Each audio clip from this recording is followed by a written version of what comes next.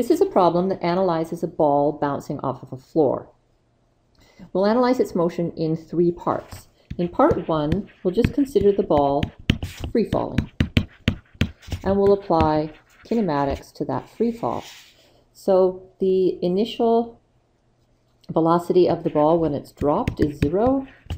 The height through which it's dropped would be down, -2 meters. Its acceleration is -9.8. And we're interested in the velocity just before it hits the ground.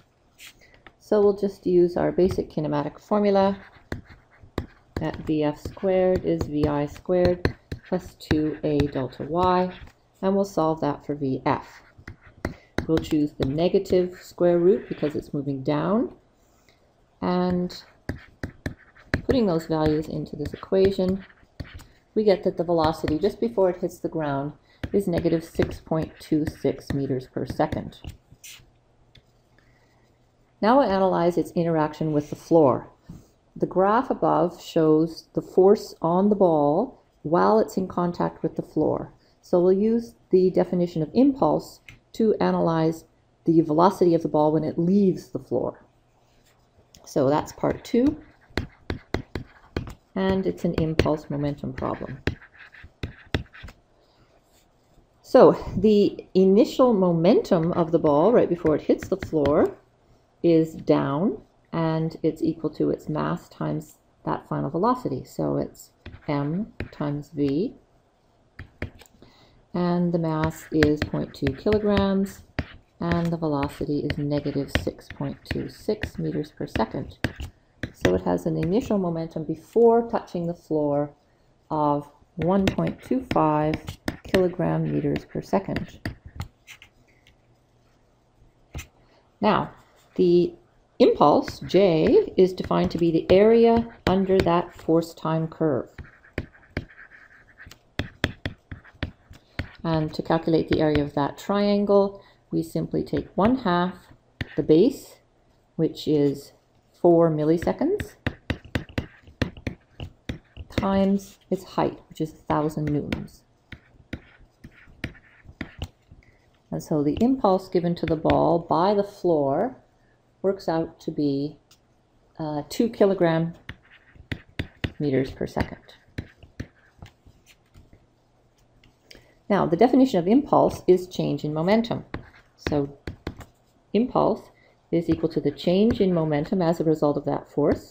So it's the final momentum minus the initial momentum.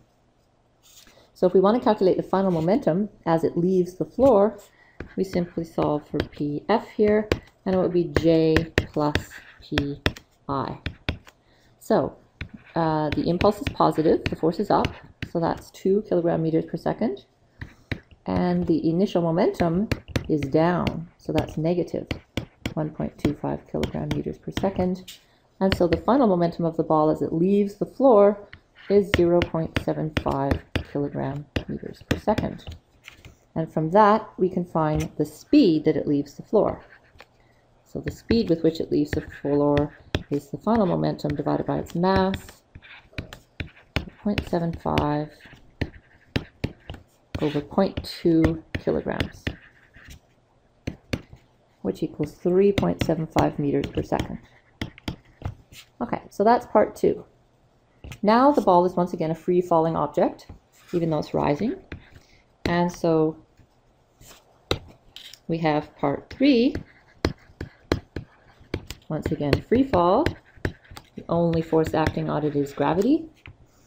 And so now we have an initial velocity up of 3.75 meters per second.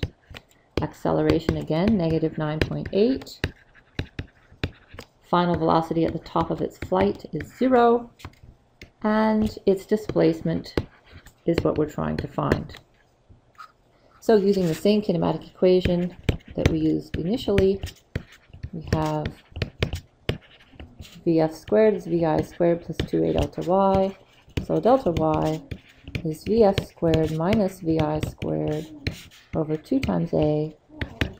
So it's 0 minus 3.75 squared over 2 times minus 9.8. which gives the final height of 0.717 meters. And so the ball reaches a height of 0.717 meters. And that's the end of the problem.